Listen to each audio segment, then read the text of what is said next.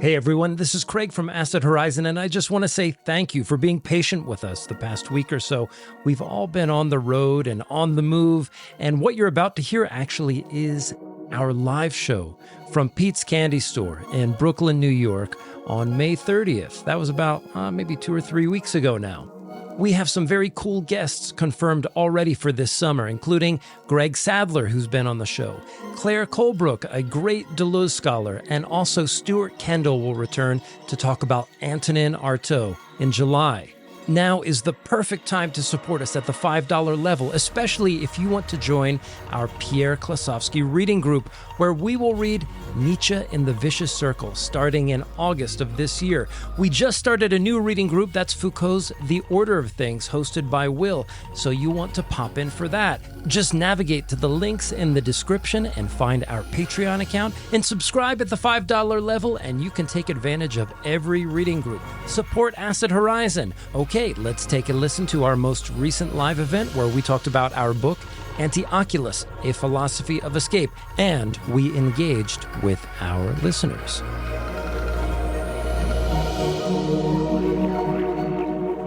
Yeah. Thank you. We're going to break into this like, you know when you watch a movie and it just cuts you right into the middle of the scene? That's how I'm going to do this. Why are you covering your faces? On May 16th, 2024, British MP Suella Braverman, alongside a GB News journalist, descended upon an encampment of pro-Palestinian protesters at Cambridge University under the pretense of surveying the views of students occupying the campus. Her expressed intent was to amplify voices angled against the host of unspeakable horrors that have been visited upon the people of Gaza and other Palestinians residing under the Israeli occupation. Though Braverman putatively arrived to help supporters to get their message out, she and her entourage were immediately met with a wall of cold reticence.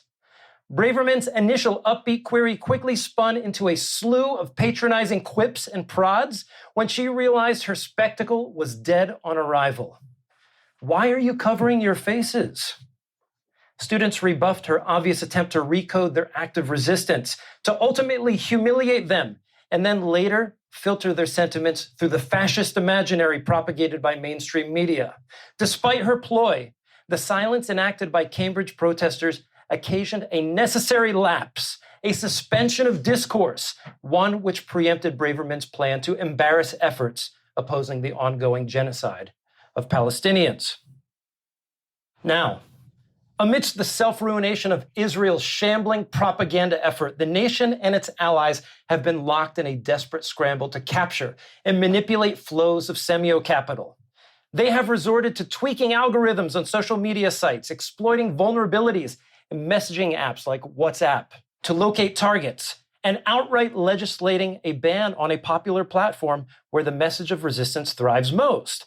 It's no secret that ruling class actors prey upon the accelerated desire for connection fostered by our collective engagement in online spaces. Our compulsion to speak works in conjunction with traditional forms of censorship in a kind of double movement. We have all been well trained to produce utterances whose surpluses are mediated, curated, cut up, recast, or redeployed to serve a hegemonic narrative. This tactic is not only exploited by Braverman and her ilk, but also by a freshman class of dubious opportunists active in online political milieus. Upon being sniffed out by our friends and comrades at recent protests, a few of these quote-unquote wreckers, as they are aptly called, inevitably expose their raw biases and base convictions, candidly venting their frustrations on their own online platforms. On one end, apparatuses function forcefully to suppress a radical imaginary, or they propagate a sense of terror, fostering a reluctance to speak. At the other end, apparatuses seek to antagonize vacuoles of non-communication, or they attempt to infiltrate the sacred conspiracies essential to nurturing forms of life flourishing outside its mechanism of capture. Here we must go astray and rush to that liminality which in Anti-Oculus we have called the imageless image, the threshold of the new, where grids of intelligibility are dissipated and political ontologies are subverted. It is also here that our work perhaps finds its most important resonance in the face of the current atrocities we see now. How do we burn our way out of the cyberpunk present? And just to borrow a few familiar terms from our friend Federico Campagna, how do we evacuate the all-encompassing horrors of Technic, which has grown conterminously with capitalism? How do we overcome the totalizing inscription of empire's absolute language? The stakes are very high. It's life or death. By now, we have all borne witness to images of dismemberment and snapshots of massacres in Gaza that rival the most gruesome of horror films. Here within the imperial core, the ruling class continues unprecedented campaigns of repression to staunch even the most modest of campus protests. The apocalypse is here, but as they say, it's unevenly distributed. That said, inasmuch as Anti-Oculus presents itself as a sophisticated conceptual array, it will have all been a futile undertaking if we cannot make use of it tactically to address the intersection of lives devastated abroad and the homebound fascism we now confront. Braverman's question of why are you covering your faces is first and foremost a question about shame, to which we should reply, why aren't you covering your face? As Deleuze has written in a series of perennial essays about the plight of Palestinians, the West continues to indulge heinous acts of brutality to satisfy its implacable demand for power, a kind of power ultimately incapable of putting its own shame under erasure. But, of course, it is less a question of covering the face than dismantling it. It is only by subverting faciality and ocularity in the broadest sense that we can escape these horrors and create the new, an operation which together we have striven to articulate in our book, though our efforts have been far from exhaustive. Acid Horizon, as a podcast, as a study group, and as an assemblage, persists in its endeavor to create concepts hostile to the order of things. We hope that tonight we not only offer a presentation of Anti-Oculus, a philosophy of escape, but we also want to encourage thinking through and beyond our work, the work that we have put forward together here with the people tonight. And given that the book has been out for more than a few months, we're hoping that you have robust questions and a response to anything that you've read in the book. And just as a brief aside, my opening comments on communication and semiocapital and so forth has been motivated by the work here of Adam C. Jones, who will have his own solo album come out in the fall. And well, solo album meaning a new book entitled The New Flesh. And what was the subtitle? Life and Death in the Data Economy. It's a book about how posting drives you mad, but also feeds various algorithms, but also will destroy us all, mostly in terms of so-called artificial intelligence, which doesn't exist, and its use in imperialist forms of mapping and weaponry. I hope that we preview a little bit of that here tonight. But before we begin, very seriously, it's a must that we deliver our utmost gratitude to all of you here tonight. And perhaps we can later interrogate the great mystery over some beer and pizza of how all of you managed to stick with us these past 4 years. And with that said, simply thank you and welcome to Acid Horizon, the Theory Podcast.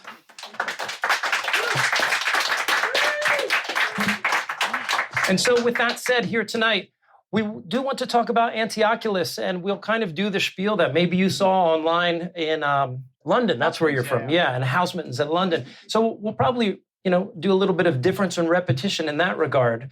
But I'm going to turn the mic over now to Adam, who was basically the brain that is responsible for the inception of the project of Anti-Oculus.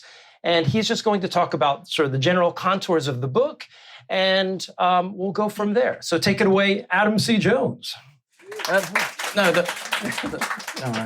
I'm too self-deprecating in English for that, and indeed, fuck the English. But, I'm stuck with it by the grace of God. So the book really was first commissioned to do it by Repeater as a kind of a summary of various things we've done so far, because, the setup of the podcast is we just read a piece and we explain it back to ourselves, and we learn from it collectively, and we hopefully to give some of that out to yourselves, to the audience, and even quite literally to ourselves again. I mean, doing The New Flesh as the follow-up book, I literally I lost my notes for Baudrillard's listened to our episode on Baudrillard, and was therefore listening to a copy of a copy in quite a fitting move if you're into that sort of Baudrillardian hyper-reality kind of thing.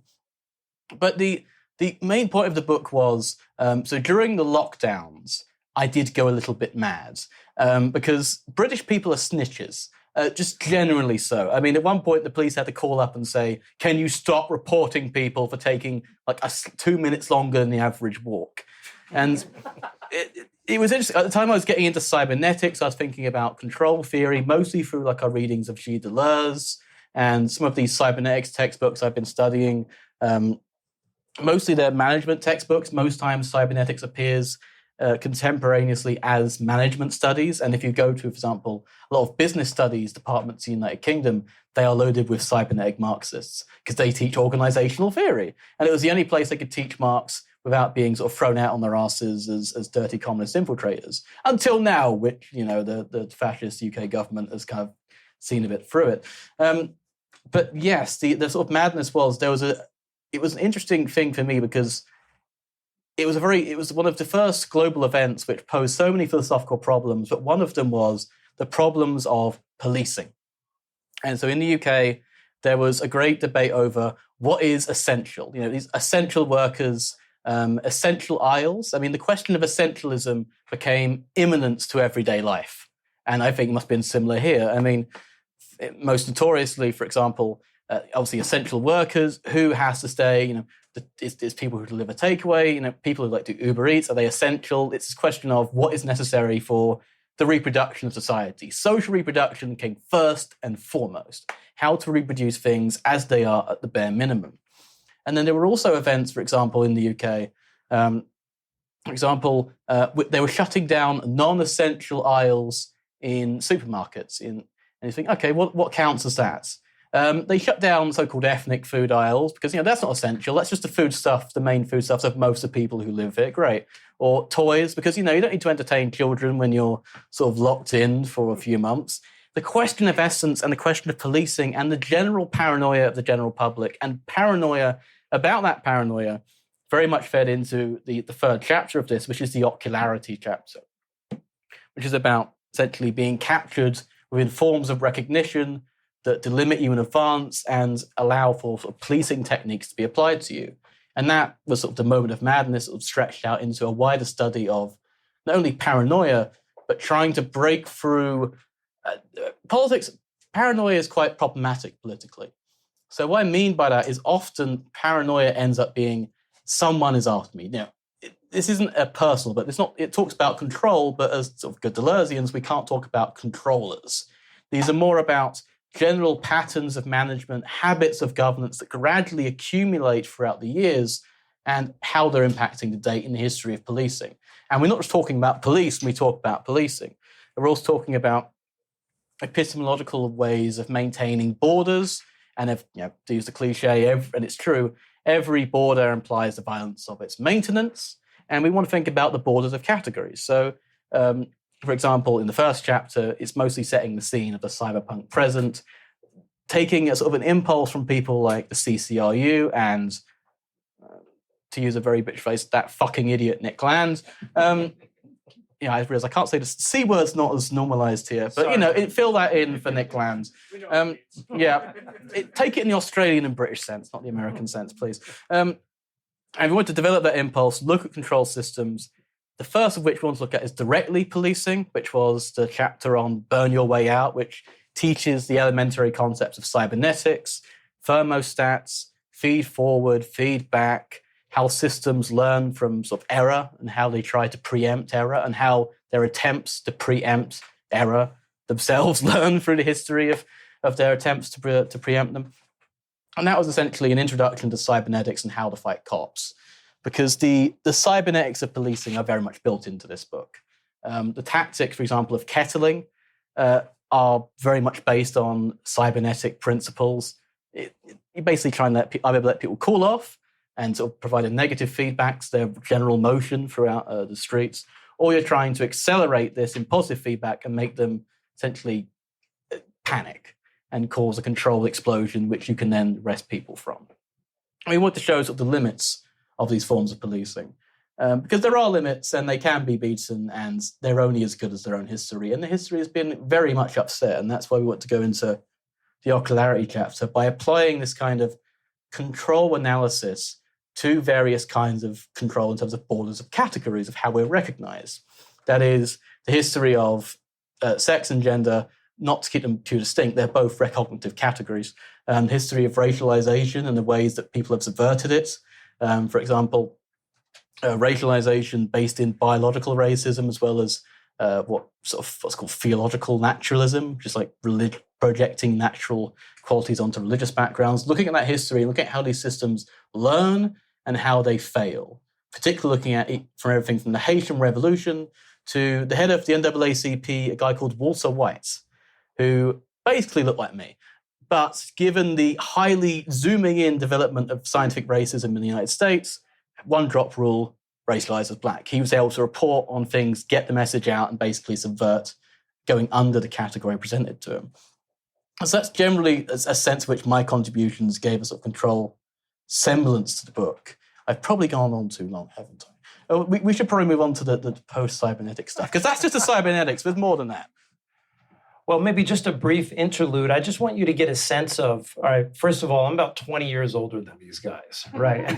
Let's just start there. And so during the pandemic, I mean, it was just incredible to meet with a diverse set of voices who are kind of more or less in the same ballpark in terms of philosophical interests and research interests.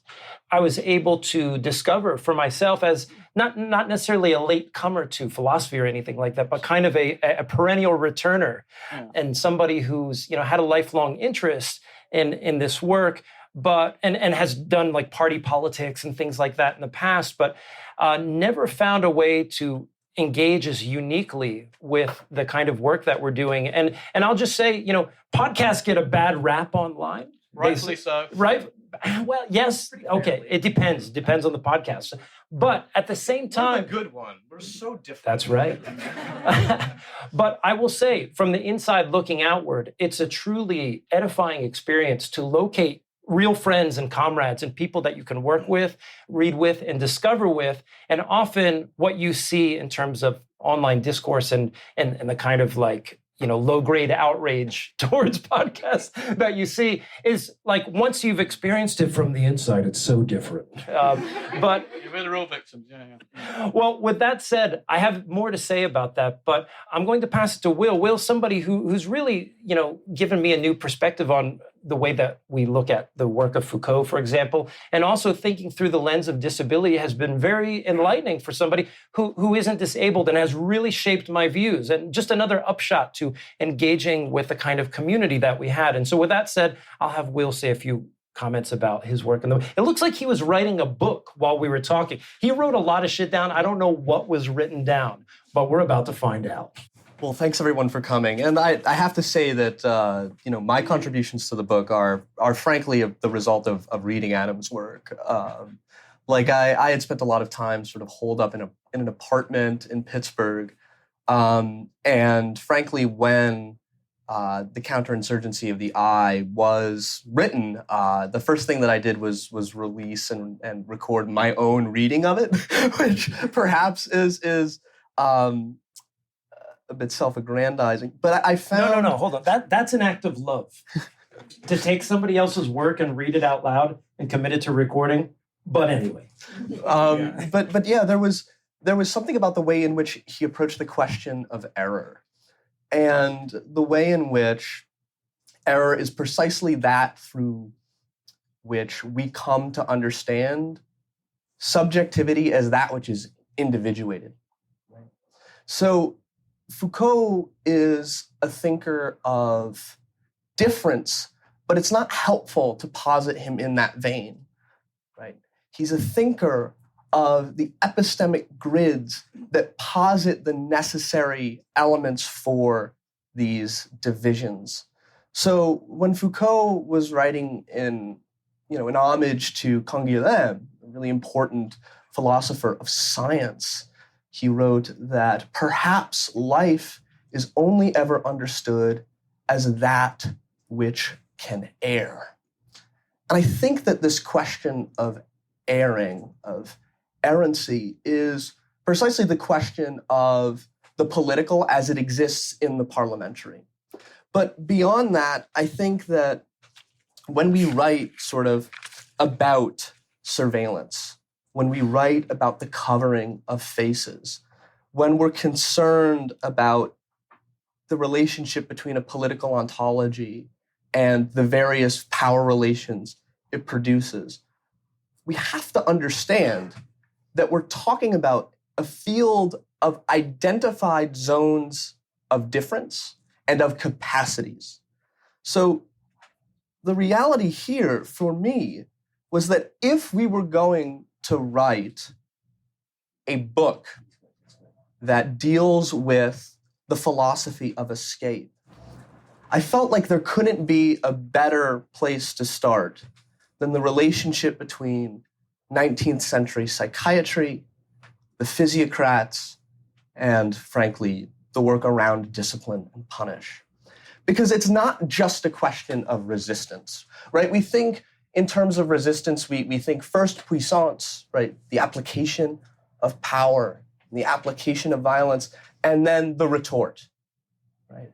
Resistance gets framed as rather reactive, especially, by certain thinkers who are still caught up in the French Maoist tradition. And what Foucault sort of allows us to see is that, in fact, there's a gesture between human flourishing and the production of resistance. It is modes of existence that become resistant precisely because they momentarily escape a particular epistemic grid. But then what we find is that it is precisely these individuals, and they take many faces throughout history, who end up being the vanguard of new systems of control. Take, for example, a French thinker of disability, one of the first, really, to isolate disability as a space of intellectual discussion and of the application of pedagogical practice, Edouard Segon. And his approach to disability ends up necessitating accounting for disability as a question of social defense. And what we need to do is to distinguish between those who can be redeemed, and these are his words, and those who are doomed to a sense of personal infallibility, which he puts on the side of the imbecilic. So for me, when we were talking about a philosophy of escape, I felt that it was necessary to understand, if we were to be hostile to the contemporary order of things, if that was to be our primary approach, we really had to dwell in the basic foundations of our contemporary polis. Hostis, to be hostile, is to not necessarily be external to a particular form of politics, right? Catiline, when accused by Cicero of being a hostile agent, of being hostis, is dwelling within the walls of the city of Rome. So I wanted to sort of situate myself as a disabled philosopher of disability, and try to understand politics through capacity, through ability. And what I've sort of come to determine, at least in our epoch, is what psychiatry functions to do, what the politics of disability functions to do, is it really produces a space where political animals can become subject to typology. Where, for example, a man can engage in self-immolation in opposition to the genocide in Gaza and is immediately refuted as insane. Where anarchists operating in the 19th century can be analyzed by Cesare, Lombroso, as being deficient, right? As having facial deficiencies. And what we find for the justification of the political partitioning of the present is that there is an insufficiency in the human being that is attesting to that politics, either by trying to escape it in the sense of 19th century anarchists in 1841, where Lombroso says, unlike Charlotte Corday and Karl Marx, who had wonderful physiques, these anarchists were in fact rather disgusting and had sort of visible facial deformities. And I think what the conclusion that I came to through reading Adam, and sort of the problem that I would then pass on to Craig, is if the relationship between abnormality and anarchy is the relationship between anarchy and abnormality, and the fact that they both sort of dwell in this zone, what needs to happen to the way in which we imagine the political space, the striated political space, in order to produce this? And then how do we even conceive of politics as a practice, as an attempt of egress, as an art that doesn't, once again, find itself in the representational game of social defense? And that's sort of where I kind of left the problem for Craig. Yeah. And so you can imagine being a man 20 years their senior and not having had written anything down by the point these guys were finished with their material, which is actually not completely true.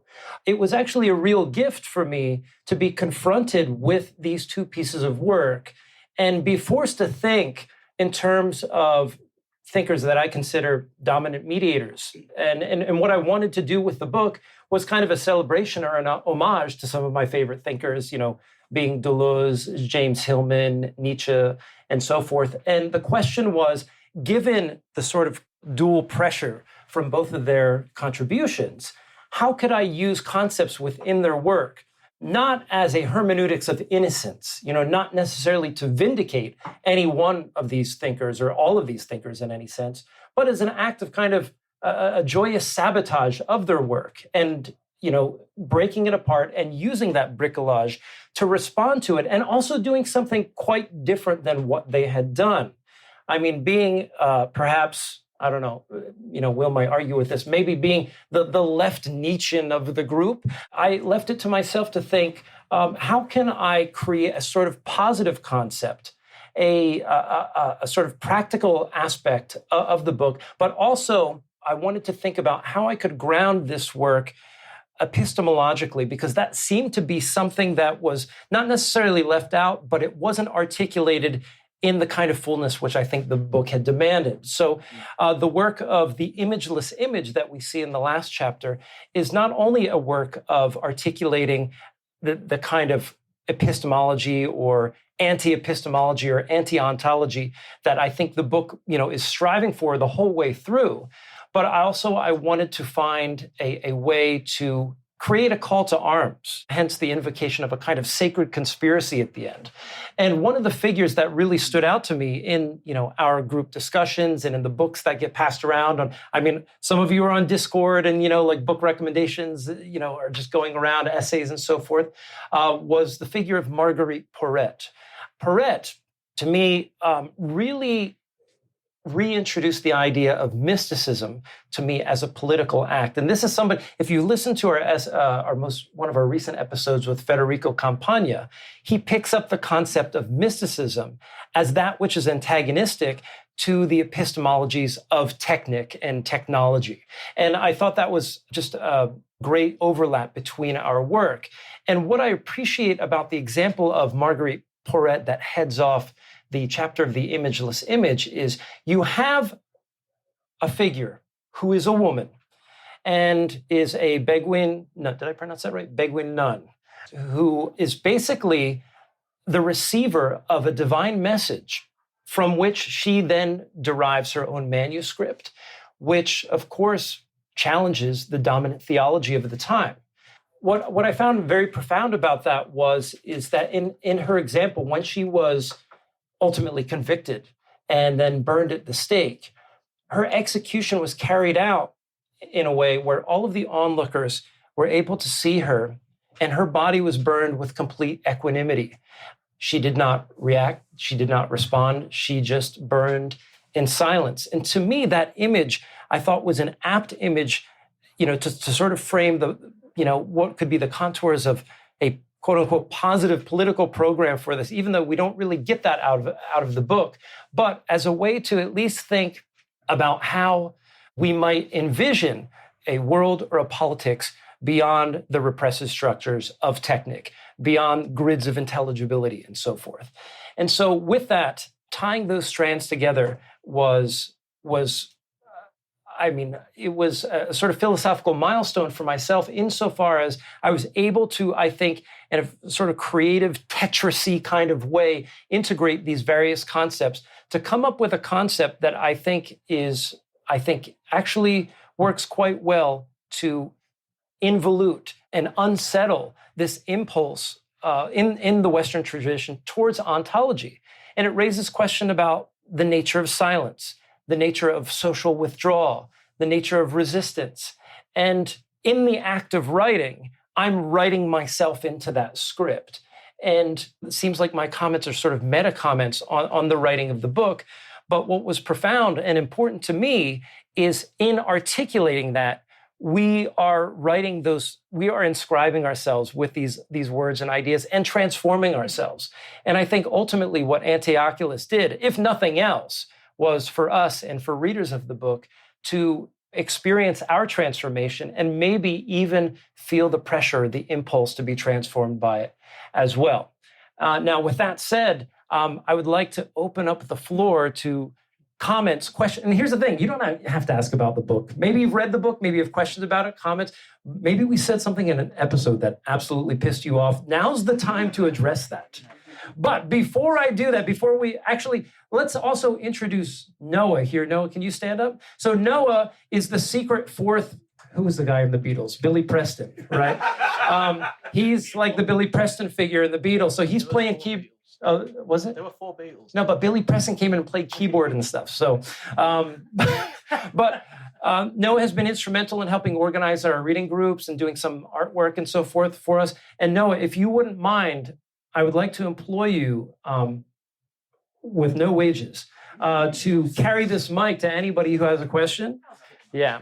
So you see how that goes. You also did all the artwork in the book, and it's fucking sick. Yeah, and Noah did the artwork in the book, so let's give him a round of applause for that. Thank you. And that was a fun process working with these guys on, what exactly they wanted their ideas or chapters to be represented by, and it was an honor to do that. So yeah. All right. Any questions? Oh, wait, before we go, I just want to let you know, we have about, 10, maybe 8 or 9, 10 books back here, and I have maybe 6 tarot decks. I just want to walk away with $40 to recoup the charges for the book. So if you don't have the book and you want to buy it, we'll say it's on a sliding scale, anywhere between $10 and $15. Just give it. Maybe you can pay it forward. Give me 20 and we'll just give one to somebody else. The tarot decks, I have to do a tarot event on Sunday. So we'll talk about that. But if you really want a tarot deck, we'll say $20. I don't know. We'll negotiate. I'm really easy. So, well, with that said, let's get to the Q&A aspect of our show. And I have a taker already. Okay, great. Hello. I'd like to first thank you all for arranging this encounter that we are all here enjoying, and also for writing the book. I read it a while back, right after it was published, and I took a bunch of notes. And I was thinking at the time, what a great resource it is, and how powerful it would be if everyone really understood the descriptions that you had articulated regarding the ways that power influences, manipulates, organizes, segregates, controls us. And I wanted to ask all of you right now whether you think the awareness of all of these modes of control by itself would be sufficient for all of us in this room, but all of us generally speaking, to subvert and escape these controls. Would awareness do the job? I don't think so. I mean, I'm still as controlled as anyone else. It's knowing points of short circuiting, of course, always comes with opportunity. there are opportunities to subvert things. I mean, there are up in, for example, kettling. You need like a communicative infrastructure and a bit of luck to outrun the police. I mean, even, for example, during 2011 and particularly the students. So there were protests in the UK about there was tripling the fees for tuition to £9,000 a year. And there was a service, I can't remember what it was called, you call them up and they would tell you where the police were and they would tell you what directions to take to avoid the fuckers. You can encircle the police, you can kettle them, but you need a bit of luck, you need organisation, bad, I guess word there. Organisation, and you need to sort of have, you need to have information, which luckily we're drowning in the shit now. But awareness, there are ways of individually subverting it, yeah, but there are opportunities there. I mean, it depends. It's what we talk about. So the concept of creative involution, which I didn't understand until we got to the conclusion of the book, which was essentially withdrawing inside in order to make space for an attack. I was thinking about this in terms of the concept of marronage, as fugitive slaves, the preparations for the Haitian Revolution. You just need opportunities. I mean, one of the examples I give of inner subversions and a bit of luck, one of the examples I give is of anti-colonial resistance in the Belgian Congo. So you could speak only certain languages if you was a colonized subject in the Congo. And those languages were any ones recognized by the state of Belgium, which included Dutch. Did any of the Belgian occupiers speak Dutch? No. Could you speak Dutch openly and get away with it? Yes. Can you organize under that rubric? Yes. Can you kill the fuckers and eventually kick them out? Yes. Awareness is, it gives you sense to recognize opportunities under the surface. The philosophy of escape is not itself escape. If philosophy was suitable to do all the stuff we wanted to do, we would have done it by now. It's mostly just giving out theoretical toolkits, as Mark said, like theoretical weapons, and it's not exhaustive. It's there to be generative in a way. Maybe just one quick thing that I'll say about that is that, I mean, at least in writing the book, maybe to offer a very small but perhaps ineffective counter to Adam, is that I do think it slightly moves the needle in terms of not only developing our awareness, but I think there's imperceptible ways in which we deploy these tactics, even in conversations and the way that we organize. Like, how the hell did I get 50 people to be in this room right now? Like, that just doesn't happen by magic either. But at the same time, too, it made me think of, while Adam was talking, the idea of the narcissism of small differences. Often this is applied to notions of like theoretical differences, but we should also think of that term in terms of the differences with which our daily situations unfold. There are ways in which we are not unlike each other. We're very much like each other in so many ways, in terms of the precariousness of labor. Some of us, might be a paycheck or two away from a complete disaster, that sort of thing, health crises. And I think sometimes, or I think quite often rather, it's important to consider, even with somebody with a divergent viewpoint from you, on the left, is how close they are to you in terms of their vulnerability and their capacity to be exploited. And that's something that we always have to keep in mind. I think one of the dangers of just being ensconced in this discourse all the time is just being completely differentiated within that discourse, but realizing that we aren't very differentiated in terms of our precarity and vulnerability. Yeah, I'll be quick. I'm going to just oppose Adam. It happens all the time. Knowing it's half the battle. Yeah, and the thing here is this question of awareness, I think, needs to be reframed. It's a question of accepting the intolerable as tolerable, or tolerating the intolerable. And in this sense, it's a very anti-Marxist position, right? That I for example, we did the theses on Feuerbach recently, and we all kind of disagreed at the end. But for me, to interpret the world is to fundamentally change it, to accept a grid of intelligibility on its own terms, and then say, this is how I will fight it. Well, that's precisely how the proletariat has failed. And so this idea that we subjectivate workers, as possessors of labor power, and then deploy, this is taking up the epistemic grid of capital, or even worse, just taking up their metaphysical assumptions, and then thinking, then if we simply just accept the subject functions that are handed to us And then by multiplying our forces, we'll be able to overturn. This is a ridiculous notion today. I mean, especially as dissipated we are as subjects. I mean, we're not dealing with coherent, totalized bourgeois subjects. This is not the world in which, it's like what Adorno says, right? Philosophy had its opportunity to realize itself in Marxism. Oh my God, we still have philosophy. What happened, right?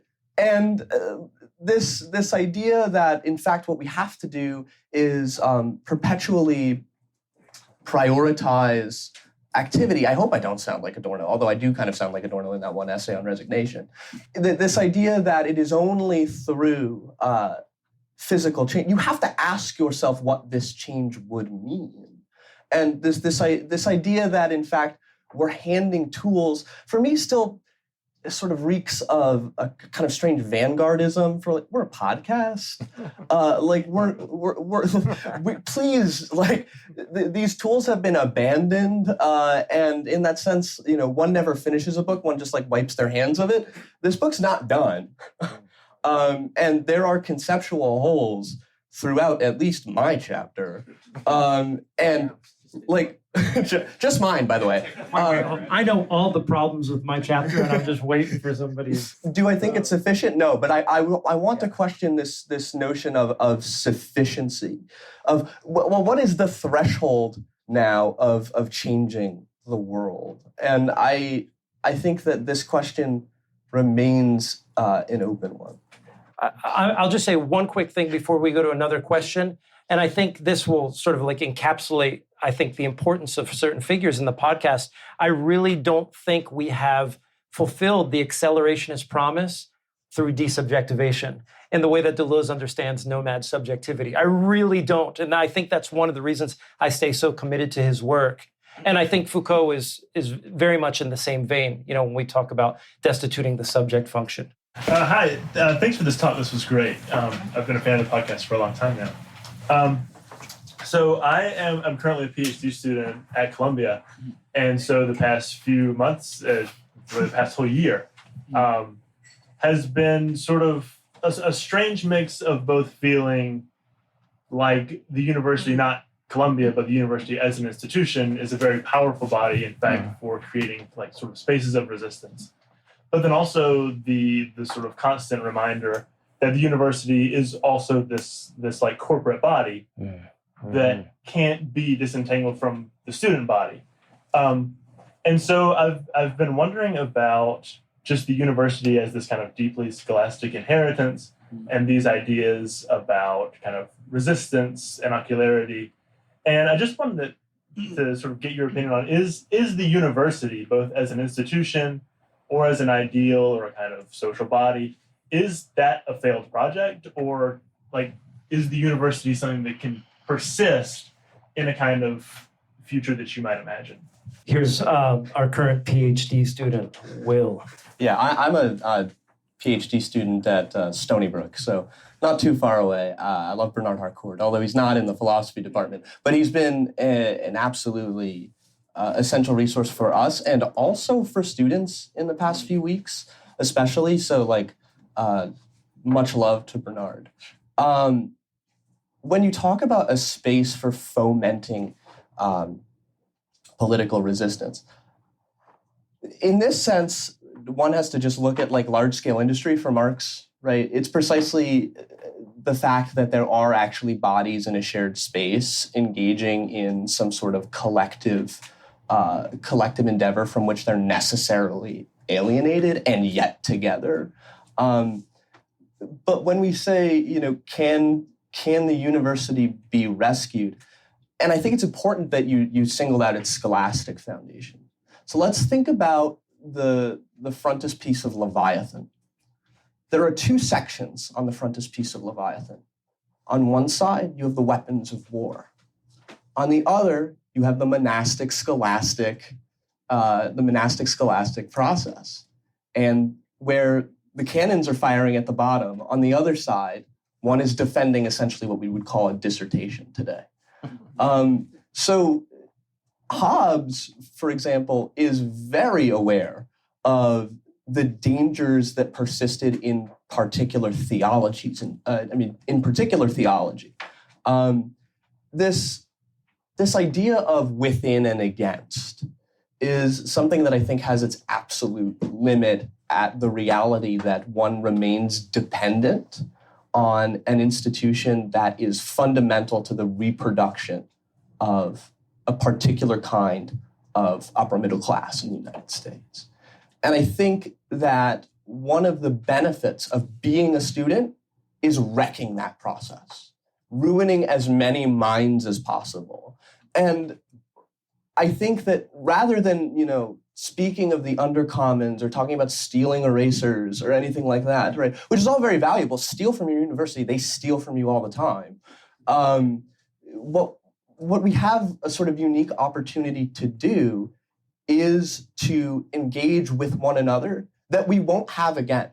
And it's here where I actually agree with someone who I don't find compelling, Noam Chomsky, where he says that the only responsibility of the student is to take seriously the fact that they're a student.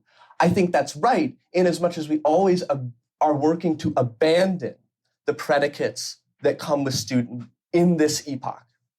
The only thing that matters to the student is the fact that they're imminent to a discussion about how the world and we are as human beings are interpreted. And I think that it's in that capacity that we actually can start to imagine alternatives. Be as critical as possible of the very hyper-capitalist cohort that you have, or participate in activities. Right. I just want to speak momentarily about Stony Brook. President McGuinness tore down an encampment less than one day after it was built. There were no stakes in the ground. The tents were mostly symbolic. The students were occupying the space sort of in a kind of, just in the sense that these undergraduate students, who are, I think, remarkable, wanted to participate and show solidarity.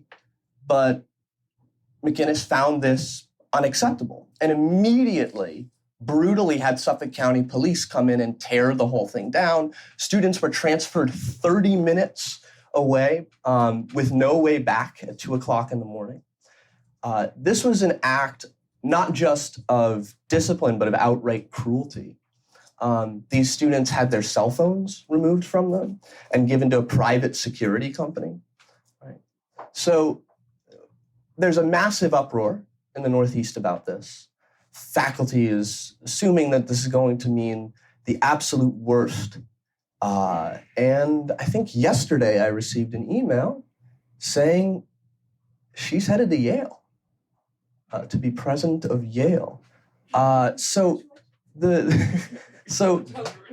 what I say is to all of those who are at Yale, they owe it to the students who were brutalized at Stony Brook to show her that she won't escape what it is to be a student, right? She can. The reality is, for me, that being a student has nothing to do with the conventions of what we call education, but it has to do with the fact of experiencing one another through what Craig would call an adventure in thought, but something that I think is more helpful, just an encounter. It's a space of encounters, like any other. And I think that for that reason, there will always be a place for it. Whether it takes the scholastic form, I don't know. It doesn't exist in this form currently. Most schools are degree farms. Harvard's graduating class had an average of 4.0 or 397. Right? These are not serious institutions. These are institutions that have power but no legitimacy. And that's not me reactively saying, I would like to return to a place where we have both power and legitimacy. But the thing that is horrifying is that we know precisely what we see is intolerable, and yet we choose to tolerate it. And this isn't the Zizekian thing, right? Where he says, forgive them for they know exactly what they do. No, the problem is they tolerate it because they don't know. because they don't. We don't know that we participate in it, and it's precisely through this awareness, to bring this back, that moment where one can separate oneself from one's participation. Just for an instance, is I think if one person did that, if one person hesitated in an interaction that's predicated on either the capitalist mode of production, ableist modernity, if one person reflected on it for one instant, for me, that's enough for this book. So I hope that that's kind of getting at what you're talking about. But I agree, I have the same anxieties. Like, what exactly am I going to be doing in 5 years? What's the fucking point of my dissertation? So I think mobilizing that precarity and understanding that, no, you're detested, you're a problem, they would love to get rid of you, is something that I think you need to harness and enjoy. And find professors who enjoy it with you. Because I think that's the way in which the university still can function as a zone of resistance. Just real quick, who are teachers here? Anybody? Is anyone a teacher right now?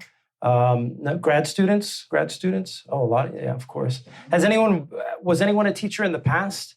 The reason I'm asking is because I've worked in so many different teaching scenarios, and I'll just be real quick about this, is that I've worked I was essentially a full professor through the extended university, but the one privilege they would not grant me was the title of professor. I made the money and I had the benefits and everything else besides, but if you ever end up working through the extended university, what you're getting is essentially a picture 10 to 15 years down the pike of whatever it is that we're living with under now, if it still is neoliberalism, that those horrors will be visited on the job market of the traditional university. I mean, we had basically a CEO who would just come in once a year or once a semester and go to the director of the program that I worked for and ask, how many? And he just wanted to know a number of students who were there, and he'd walk away. I mean, that's how invested he was. And I attempted as a teacher then to sort of migrate or take a line of flight to a more noble institution. So I went to the LA County Prison, which all of these experiences are exceptionally rewarding. And, like Will was saying, it's in the context of a place like when I taught in an intensive English language program that brought people from around the world, most of whom were mostly either middle class or very wealthy students. In some cases, they had students who were on scholarships. But to have that convergence of young people in a place to learn something and do something like that is very special. And to be able to go into an in-custody carceral environment and give somebody education or just the sort of minimum of recognition that they need to get a leg up, just to understand that they still exist within the world, that's very important. That's very important for them. However, within that position, I was asked to fulfill police functions and sometimes in a very subversive and an uncomfortable way for myself. And that was something that ultimately I knew that I would have to get away from. And that said, my refrain for tonight is start a podcast, get together with me. No, but seriously, I think what we do within this group, like to use a word that we're all quite familiar with here, nomadic. I mean, we can research whatever we want. We follow our interests. Every reading group and every interaction that we have within the context of what we do is intensely rewarding. Adam, do you have anything to say? What's going on in Britain? They're shutting down my department, dude. Let's go with something else. Well, no. Say a little bit about that, because I do believe that's important. We don't make enough money for elite reproduction, and so it's just Oxford and Cambridge, really. I mean, that's kind of it. It's reproducing, because we didn't kill our aristocrats like the French in most of Europe. And we should probably get to that actually, but we didn't. And so it's basically just Oxford and Cambridge. The rest of universities are just landlords. And they have some surpluses, which means they, do degrees and that. The British university system has already decapitated itself. It's just a matter of time because British universities rely on students from outside the country, and yet we're run by a bunch of racists, be they in the red team, Labour, or the blue team, Tories. It's easy to get them confused. And they've destroyed that source after being racist, really. So they've already set themselves what's coming to them, and. Fuck them. That's just it, really. And look, we're looking around at various syllabi and programs online. There's people using our stuff. Podcasts that we've created online. The state is parasitic on the war machine of the podcast world, which we're talking about here tonight. Are there any other questions? Yeah, thank you for having a great podcast. Well, I kind of want to come back to pandemic, and I apologize ahead of time because I know it was a traumatic experience for many people. But what was interesting about pandemic was that, yes, like in England, it was so much more stricter than here in New York. Or if you go to Florida, it wasn't at all, right? Or if you go to Costa Rica, nothing was happening there. So I think that's a great example of, I don't know, did they see something in people that they didn't, or was it just political clearly?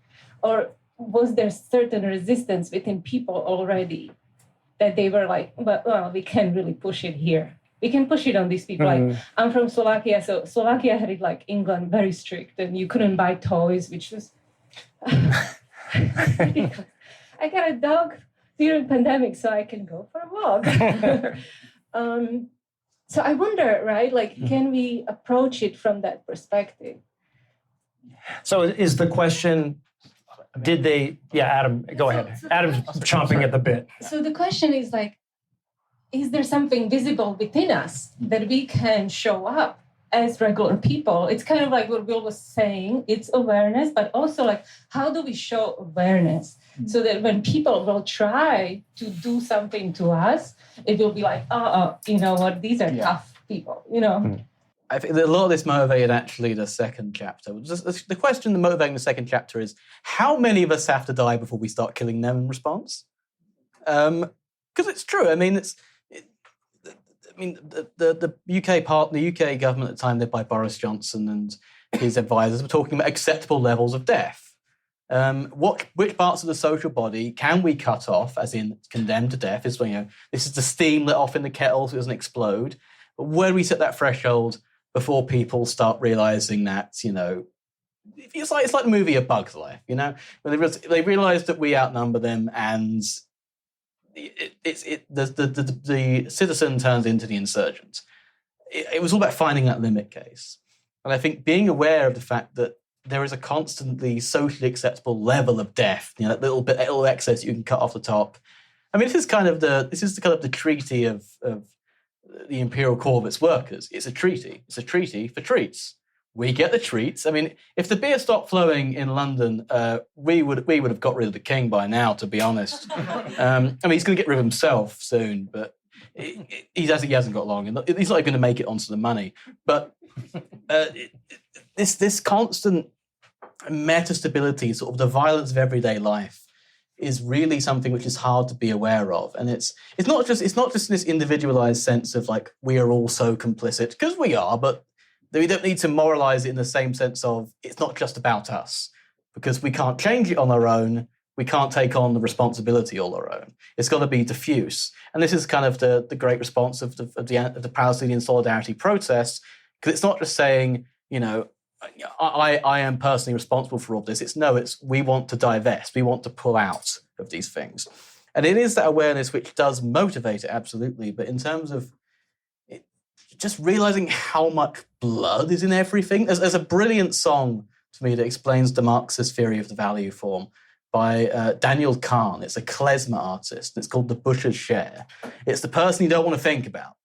It's the person who's got to kill the animal, the person who has to set sort of the acceptable levels of death. I mean, I can say this, I'm not from this country. Cuomo! Fucking hell. Like, the amount of people condemned to death by that murderous cunt. Sorry, that was the Australian sense, not the American sense of the term. The amount of blood that just goes into the everyday running of things, if we sort of get a sense of that, we would be horrified by it, but this is the aspect of finding each other. It's finding each other in those moments of horror and then thinking collectively we can basically gunk up the system. The system requires us to constantly be moving, buying. Every time you go through like any sort of checkpoint, you're making data, for example. Every time you're scrolling, production and consumption are fusing more and more. And as we see from these encampments, we see from occupations, the main threat is standing still. Even like thinking about in China, the Tang Pingist movement lie flat. They get terrified if you stand still because it requires this constant motion. And if you just, there is an element of you have to refuse to move with it. And it's hard, especially in the bit, you can't do it on your own. You need pools of resources, you need stuff like Strike Fund. It's the same thing with reading any of these incredibly fucking difficult French theory books or German theory books. The podcast isn't just us explaining them to you, it's us explaining, we learn in the middle of these things. Because you can't if you can read these books on your own, good for you. I can't. You can never read these books. Most people can't read these books by themselves. People are like, how do you read all these books? I don't. We read them. Like I read like Bataille, like Zeta. We read Bataille together. No, we Bataille. It's in his the Bataille isn't in my bank. It's in his house. You know, fucking. It's like Jimmy Stewart here. Like it is a collective project. You can't do this shit on your own.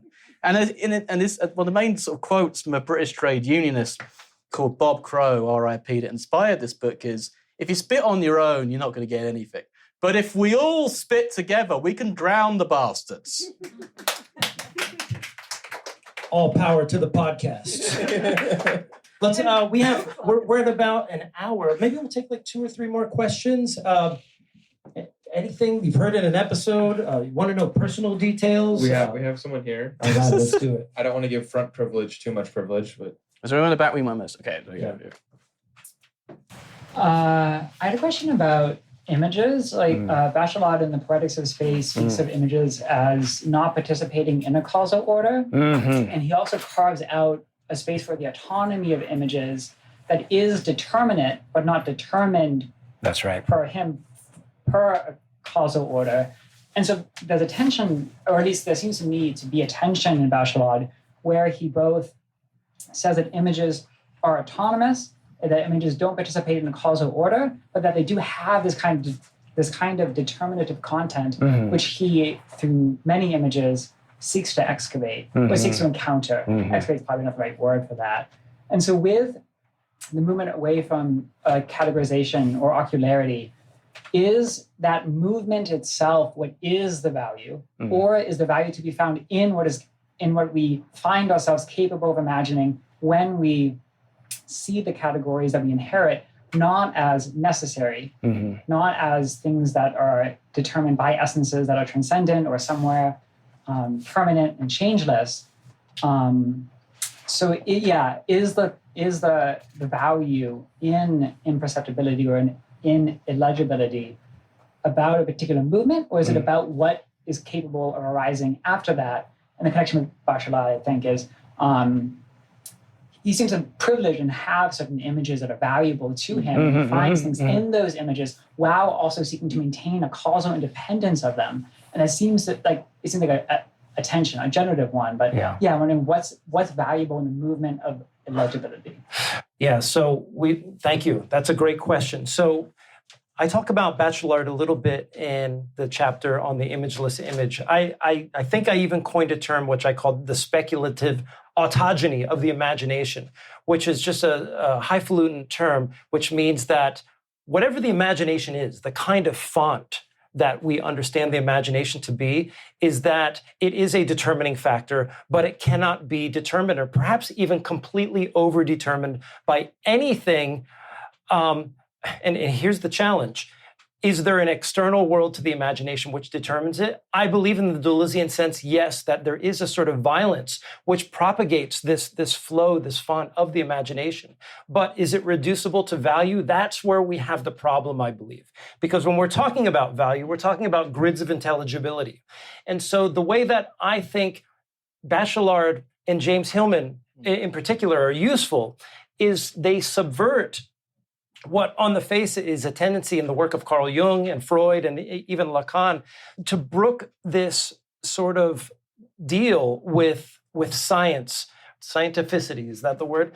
In that there is a fundamental ability to know what an image is that does not derive itself from the imagination. I believe that's just a false claim. I return to the notion of the imagination almost in a way that cuts across the grain of my Deleuzian commitments. But I do know in the book that Deleuze in some essays is ambivalent, as any good philosopher should be. I think we should have these essays where we're kind of coming down on the side of the things that we're not so sure about, and then maybe taking a more extreme stance to sort of like test the waters. And I think this is one of the things that I do in the book. I adopt a very extreme voice to suggest that the imagination, qua imagination, is something that is not. And if we imagine it that way, then it has subversive capacities. That's what I'd like to believe anyway. And of course, it suffers from the problem of infinite regress, right? So this is one of the philosophical challenges to it. But we then need to make an account, I believe, of how the imagination is motivated by these external factors. And this is where I think the question of becoming comes in, and where the notion of metaphor that we find in Carl Jung and even James Hillman, I think, suffers somewhat. I think Bachelard is, in that sense, a very important figure that I think has a sort of revolutionary kernel within him. I mean, he was certainly inspirational to a lot of the figures that we deal with. And with that said, I think it is the notion of poiesis and imagination as the font of the poetic act, which makes us able to create the new. And to be honest, I've looked at all of the seminars that Deleuze and Guattari did on their idea of the crystal image. I don't know if anybody has looked at that stuff.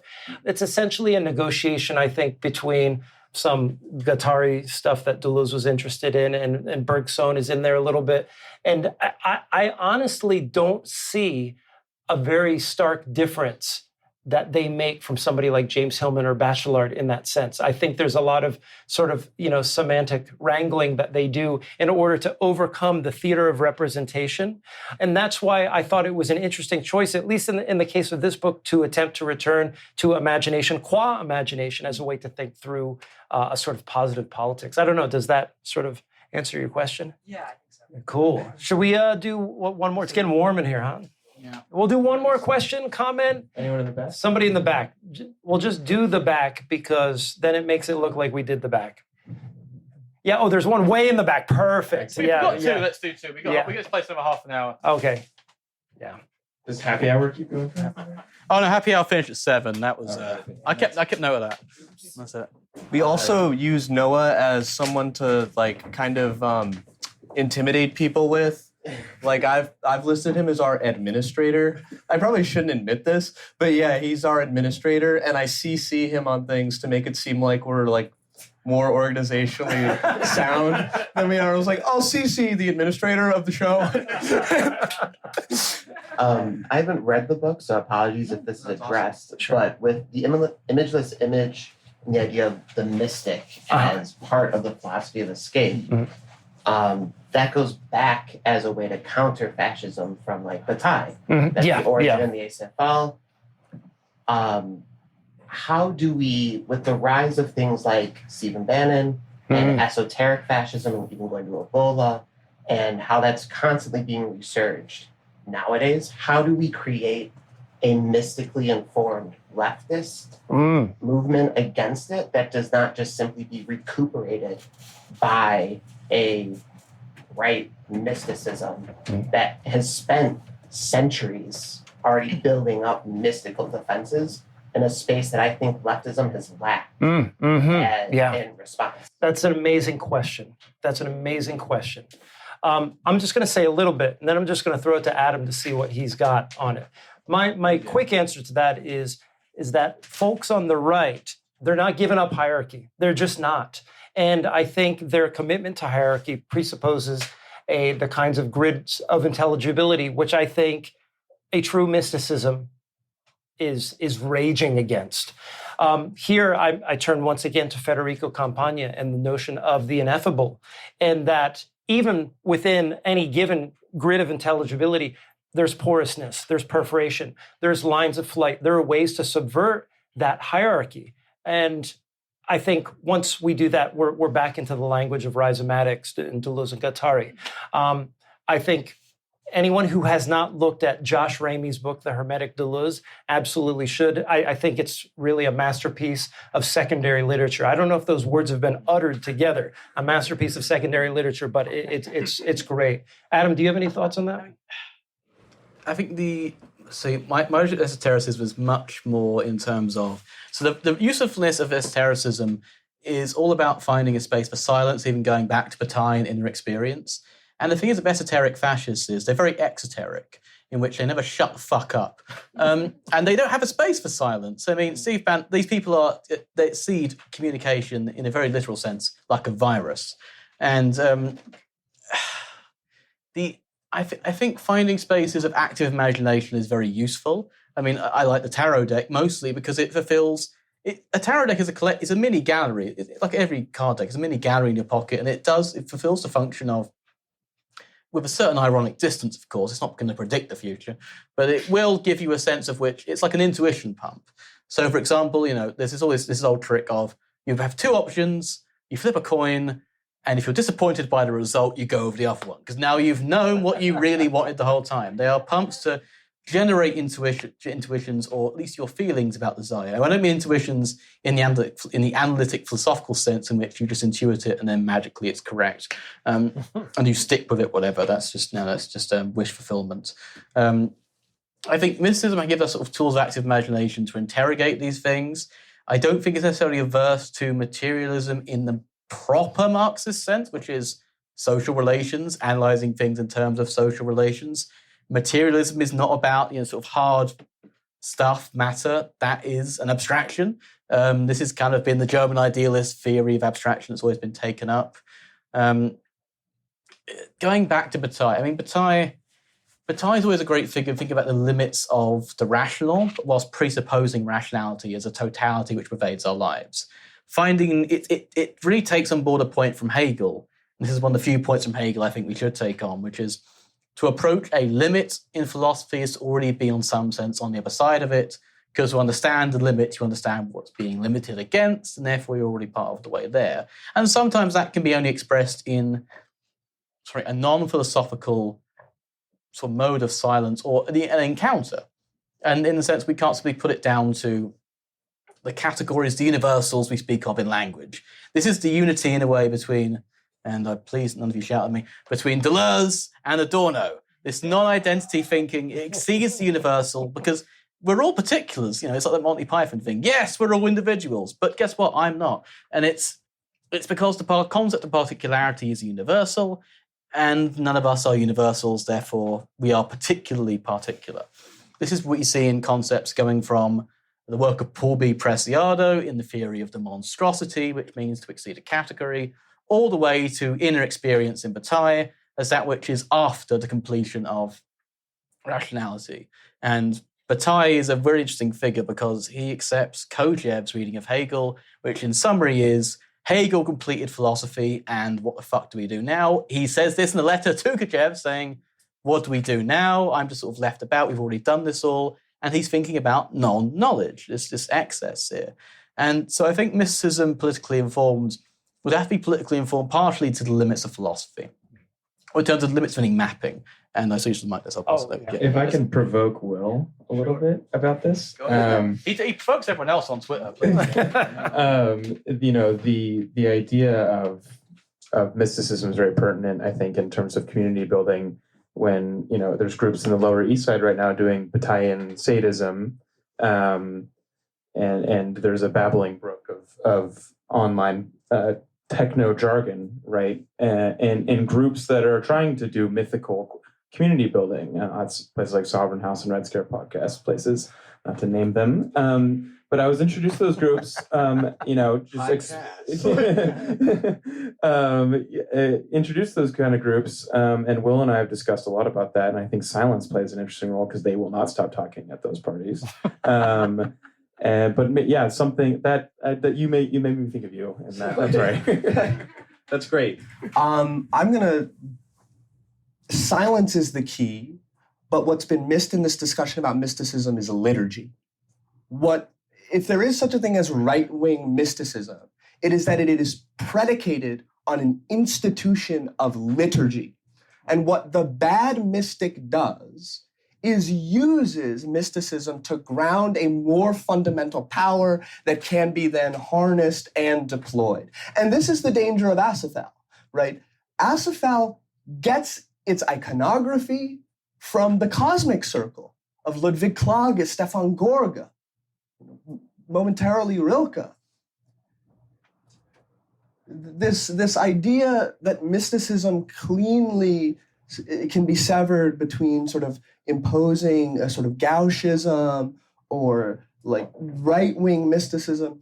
The question of mysticism is the question of silence, of deploying silence.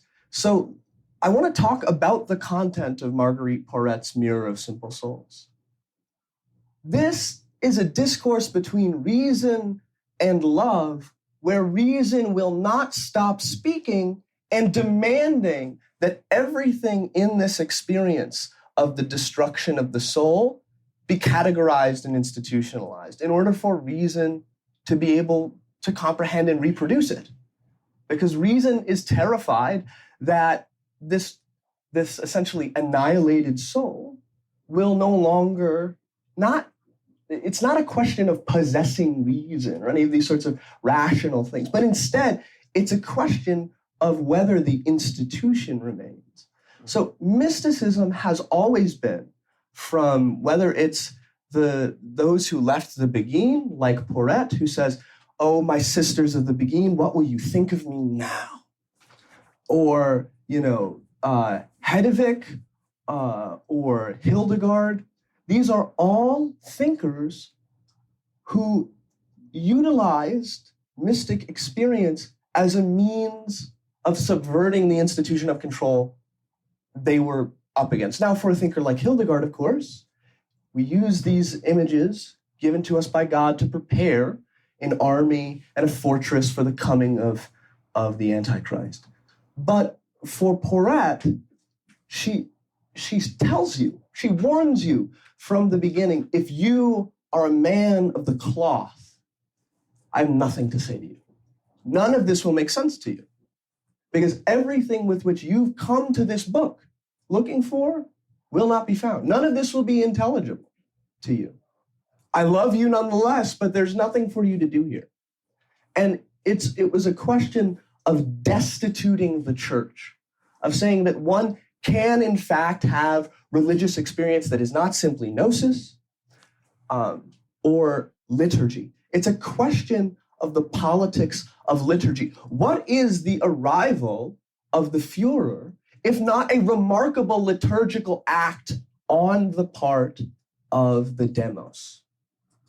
What is the arrival and direction of the general will in Rousseau, if not a liturgy of alignment with this identifiable, metaphysical, unexaminable force of the will? So it is a question of refusing the necessity of liturgy. That I don't know what left wing would mean in mysticism, but of egress. The mystic is always is always in a position of egress, whether it's Meister Eckhart, Porret, or it doesn't matter. It's a where they go from that point of egress. And for Eckhart, it's to deny the busyness, to let beings be. Heidegger takes this up right at the end of his life. And for Porret, it is that silence that she practiced. I mean, up into her death. And she remains, I think, ultimately uninterpretable. I would love to run a reading group on the Mirror of Simple Souls, but it is so hard as a text, precisely because I'm looking for the catechism in here, and I'm not supposed to be doing that. So when reason screams for the love of God, when the church screams for the love of God, what are you doing? Well, she goes, well, I'm just loving God. So it's short-circuiting or surpassing the institution that mediates your life and its form, right? That's what the institution, whether it be the apparatus, whether it be metaphysical, physical, it doesn't matter. It separates existence from its mode in order to direct it towards the correct mode. So if there is a left-wing mysticism, it is to take on oneself as a form of life that does not necessitate these bifurcations that go as far back as, the identification of the human being as a political animal. And who isn't a political animal? A slave. Why? Because they don't have phronesis. So this idea of bifurcating life and the way in which life is lived, or the evocation of life as a force that is distinct from its form. This is the kernel of all reaction. This is the kernel of the demystification that the reactionary romantics sought. But I do think that thinkers like Benjamin, right, who are seeking for a romantic strain of thought that is not reactive, this has been a project that has been abandoned since his death. Arendt and Adorno both equally abandoned it. So I think in this sense, this question of what is a mysticism today is not a how do we remystify the world? No. How do we become mystics? The question of mystifying the world, that's a metaphysics. And if you want to do that, that's fine. But the mystic has always sort of stepped back. And it's why thinkers who consider themselves like fundamental ontologists, like Heidegger, Sherman, in the end always end kind of unclear about what to do with the mystic, sort of terrified by it. So I think for that reason, the question comes down to legitimating some sort of deeper force and then the liturgy that allows that force to come through. And that's the difference. That's what Bannon is doing, right? Mobilizing the virility of the forgotten white man, right? And producing a liturgy of whiteness that can then become an institution and a political force. Now, so far, Bannon has hilariously failed in this, but in other ways, he has not. In a certain sense, these groups like the Proud Boys, they're remarkably liturgical. So it's this opposition to a liturgy and an opposition to the enforcement of a higher, deeper power that I think has to be resisted. And that's where one finds like a leftist or a liberationist mysticism. I really don't know there's no word sufficient enough to capture what I think you're getting at, but it's really important, right? Because the bad mystic uses mysticism to destroy mysticism. I mean, one of the things that comes up for me is ecstasy without sacrifice, I think entails a kind of risk. Hermeticism without dissipation, laughter without silence. And just thinking about silence for a moment, a community of silence, I mean, in the manner that Asafel and Bataille envisioned, even, talking with you a bit earlier about Buddhism, the Sangha as a community that sits in silence together. I mean, of course, there's right-wing implications for institutional Buddhism, but I think, it's interesting to think about the problem and observe the problem from the perspective of what are certain groups' political commitments, what are they eliding from this quote-unquote mystical practice, what is it that they seem afraid of? And I don't know, it seems at least in the year 2024, the notion of desubjectivation, at least understood in the terms with which we spell it out in Anti-Oculus, I think is firmly a left-wing issue. And I think there certainly is a place for that, within developing communities of silence, quote unquote, sacred conspiracies. And just going back once again to Federico Campagna, who I have in the mind, you want to experience mysticism? Okay, go break up a migrant raid. Get some people together, right? You want to see what another form of life is like? Do you want to have the ecstasy of, overcoming the breach between you and I who is different? It's to find each other in that vulnerability and unsettle those institutions, unsettle those practices that create that rift. There's a real political thing you can do. I mean, all I'll say, because it's bloody hot now. But all I will say finally is that one of the most beautiful things in terms of thinking about these concepts of vacuoles of non-communication and the practical mysticism is in the media discipline of these encampments. They are not asking for, which is essentially the main electoralist route of, essentially if you're electoralist, you are asking for the consent of the press for you to exist in this sort of arena of options in a marketplace of ideas. No such thing, of course. The refusal to speak to these agitators, these peddlers of stochastic terrorism we call the press, is to affirm that, much like Marguerite Porete before the Inquisitor, my ideas, what I am, my way of my life does not persist by the consent of the liturgy of the church, and these encampments do not exist by the legitimation or the consent of the press. And they never will, hence why they give them what they deserve, which is silence, or something which they can't simply use. And I think refusing, or not refusing mediation, but mediating that mediation with silence is a real part of a... If you want to do practical mysticism, stop an immigration ban. They don't have to ask you why. They can't move. The proletariat doesn't need to speak. Your ports are blocked. If you can't do that, it reminds me a little bit of this apocryphal story from the collapse of the Holy Roman Empire towards its final days. The Austrian emperor, his chancellor Metternich, comes up to him and says, "My emperor, I'm sorry, the people are storming the palace." And the emperor says, "Well, they're not allowed to do that, are they?" Thank you very much for coming here tonight. We have books if you want to buy one, and thank you for listening to Acid Horizon. Thank you,